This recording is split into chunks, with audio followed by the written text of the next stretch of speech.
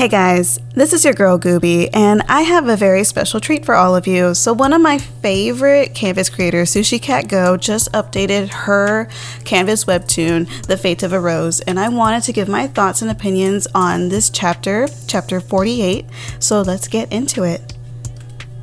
So this chapter has Dee Dee running around looking for a very specific person, and this person happens to be Mr. Van Horn. And okay, so my first reaction to Mr. Van Horn's little character sheet that Sushi has supplied for us is quite comedic. I love this guy's character sheet already. I don't want to say he's one of my new favorite characters just because, I don't know, he seems like he could be sketch. But then again, this dude calls out people quick. Now, his character sheet has him saying he's scared of sea bear attacks. And honestly, the man is Squidward for sure. And it looks to me that he likes personal space, and that is something that Dee Dee definitely doesn't respect later on, because he's here saying these darn young people and their lack of personal space. And and he mentions the incident, and this incident is still rattling my brain because I still have no idea what's happening. I know something bad happened and that no one wants to really talk about it, and by the looks of it, everyone is incognito in a way, except for that one thing that I guess is the primary characteristic of bow influencers, and that's that necklace, that darn necklace. What is it about this necklace? Does it give them superpowers? Because, I mean, the moment he looks at her, he's like, you look different. You know why? Because you don't have your necklace. And it looks like Dee Dee was about to snap. And I'm like thinking, what is with this necklace? Does it give them shape-shifting powers? Or do they does a wire in their brains and they become like cyborgs or something? Who knows? Who knows? And of course, I loved that moment when she says that every company can bounce back. And it's just that straight up call out on Facebook's privacy breach. Oh my God. Or I don't know what it's censored. So it's not Facebook. It's probably like Facebook or something. And it's not just the fact that she doesn't have her superpower necklace. It's also, she acts different in general. She's very cheery, very energetic. And I guess that can be quite a different character trait to her, because she definitely seems like a very serious person. There is a lot going on in the background of all of this, and I'm still so confused as to what's happening. Because there's the necklace with the superpowers, and then there's, by the looks of it, Bo wants to work with Mr. Van Horn to get their feet back up on the ground. And so they're using Amy as a way to get to that. But I wonder if Amy is ever going to figure out that they are using her, because I mean, they're just acting like she could just be thrown to the side and when they don't need her no more.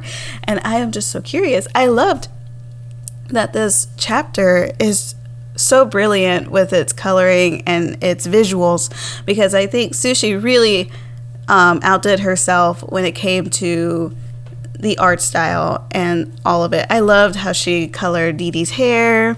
And I love how she introduces characters with that profile sheet. I hope she does that more in the future. Like maybe just another occasional profile sheet for all of the newbies that we don't know anything about, because it was quite hilarious to see his fears. And okay, I'm just going to ask, who managed to get all this info about Mr. Van Horn? Like, how did they know he didn't like sea bears? And quick, there's another Morse code message in the bottom right before we see that image of the necklace, and I need to figure it out. Oh my gosh. Okay, after a moment of going in the comment section, because I knew some genius was going to show up and be able to read the Morse code, and it says, I want to be known. And it's like the same one from the last episode where we had another Morse code message, and it's kind of similar. It's like very ominous, and it seems that someone just wants to change, or someone just wants to be something that they're not. Is this referring to Dee Dee? Or is this referring to Akita? Who is it who wants to be in the spotlight that badly? I noticed Dee Dee likes being in the spotlight. She wants to be the new face of Bo. But then they're so desperate with getting Akita back into it. So I just need to know, does she only care about Akita because she's the key to her becoming the face of Bo? I don't know. All I gotta say is I love this chapter. It is brilliant. We got so much more info and I have more questions. Even now, I still have questions because there's a lot of things that I'm invested in, and I got my fix, Sushi. I got my fix. Now, if you are a fan of romance and drama, I deeply recommend that you go check out The Fate of a Rose. It is brilliant and beautiful. And if you love Sushi Cat Go's art, I definitely recommend that you go check out her Patreon because she is so good on there. Because it says right now she is on break. It is her time to dedicate her time to herself. And I deeply recommend that if you love her work, you go check out her Patreon.